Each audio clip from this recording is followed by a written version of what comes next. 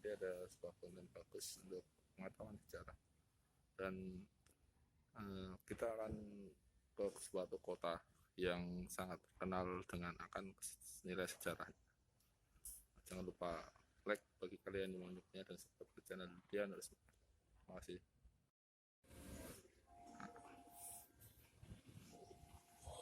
Jalur 1 masukkan area tujuan stasiun Yogyakarta dengan nomor 713 yang terdiri dari 8 kereta perpanjangan dan bukan perpanjangan tertutup dan lebih jalur.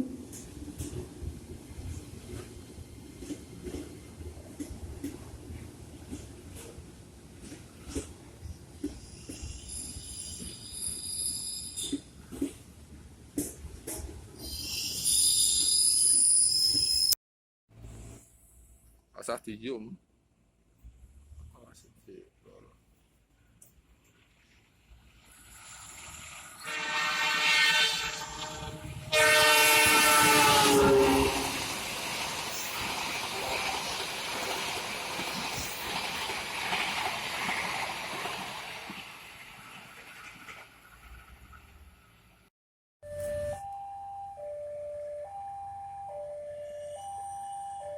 Langsiran ke bandara.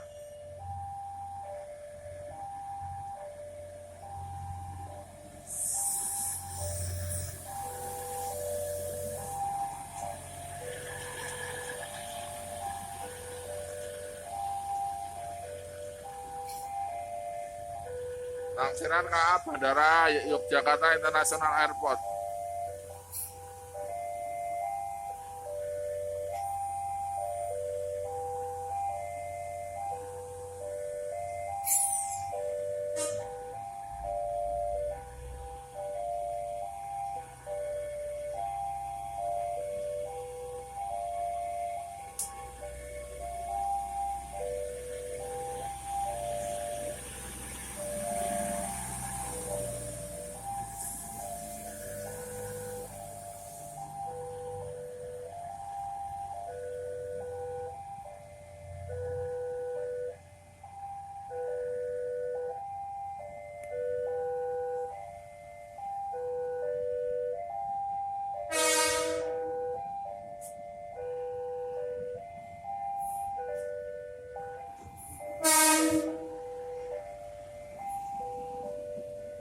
JR Mangkat Solo.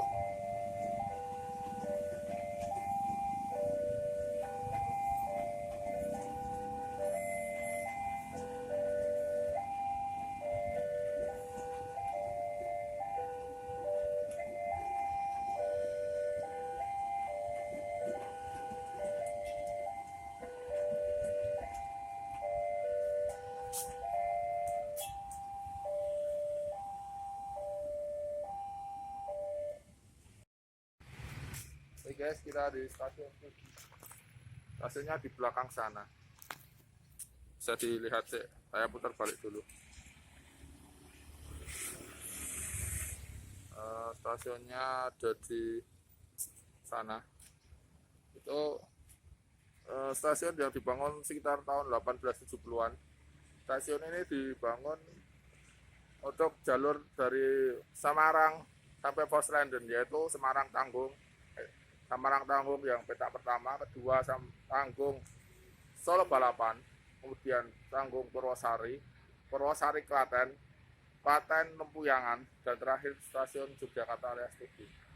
Jadi bertahap, dan stasiun pertama yang berdiri di Yogyakarta itu adalah stasiun Lempuyangan, baru stasiun Tugu hanya sekitar 3 tahun perbedaannya. sekitar 67 Lempuyangan, setelah itu 1870 baru Tugu. Ntar itu. Oke, lanjut ke konten tentang ya. Jadi tadi jawabannya kota yang penuh sejarah adalah Yogyakarta. Tapi untuk bab 1 sekarang adalah untuk yang pertama adalah stasiun Tugu dan di sekitaran stasiun Tugu yang penuh dengan peristiwa sejarah. Kita lanjut ke di dekat rel cabang dari stasiun keunikan dari stasiun Tugu atau stasiun Yogyakarta adalah bentuknya pulau. Jadi Ini ada 2 jalur. Jalur pertama, oke kita balik dulu ya, biar lebih enak. Oke lanjut. Jadi jalur pertama, ini kan stasiunnya Pulau. Stasiun utama Pulau, jalur selatan dan jalur utara. Dulu stasiun ini dibagi menjadi 2, yaitu stasiun milik NIS itu di selatan yang dari Semarang sampai Tanggung, dari Semarang dari Yogyakarta sampai Tanggung. Tanggung Semarang itu lebar spurnya 1435 mm. Dan jalur nasional yang sebelah utara ini yaitu yang jalur sekarang dipakai Indonesia, yaitu 1067 mm. Itu jalur Stadspurwagen, yaitu milik pemerintah. Dan jalur ini difungsikan untuk KA jarak jauh Surabaya sampai Jakarta, Batavia dulu namanya. Kemudian zaman Jepang, jalur yang 1435 itu dicabut sehingga tinggal menyisakan rel tunggal ini, dan yang sebelah selatan dibuat jalur belok. Kemudian tahun 2000-an, mulai sekitar tahun 2000-an dibangun jalur ganda antara stasiun Yogyakarta sampai Solo Balapan sampai Kotoarjo secara bertahap, dan jalur tersebut difungsikan tahun 2003. Dan baru yang baru tahun 2003 yaitu stasiun Tugu sampai Ceper, dan Ceper sampai Delanggu sampai Solo Balapan. Untuk yang Delanggu Ceper itu paling akhir, sekitar tahun 2009 atau 10. Soalnya mbah saya dulu itu sekitar tahun 2006 atau 2007 itu masih KA Bengawan itu masih berhenti di Ceper sama Delanggu karena masih jalurnya tunggal. Google Map ada itu jalurnya, tapi belum mungkin sama Google Map belum direvisi untuk di daerah tersebut. Itu masih jalur ganda tunggal. Tapi sekarang jalur ganda hingga stasiun itu sempat mati, dari stasiun kecil semuanya mati. Dan alhamdulillah sekarang karena ada KRL semuanya aktif.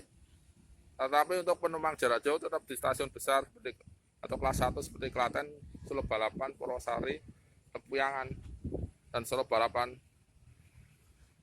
Oke, nanti kita lanjut tentang peristiwa yang lain yang terjadi sekitar di stasiun Tugu. Ya, ini pintu selatannya, ini juga dibangun mungkin tahun Belanda tahun 1900-an. Ini pintu baru, soalnya dulu itu stasiun Pulau di sebelah selatan, sebelah tengah, yang sebelah utara itu yang stasiun utama.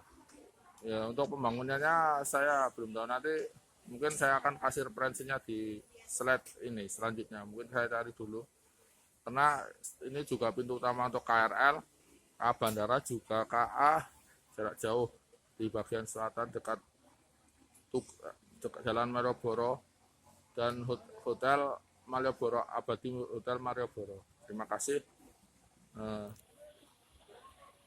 Nanti kita lanjut di dalam stasiun, sekaligus saya mau pulang ke Klaten karena ya nanti akan kita lanjutkan untuk season di episode selanjutnya, yaitu peristiwa penting di sekitar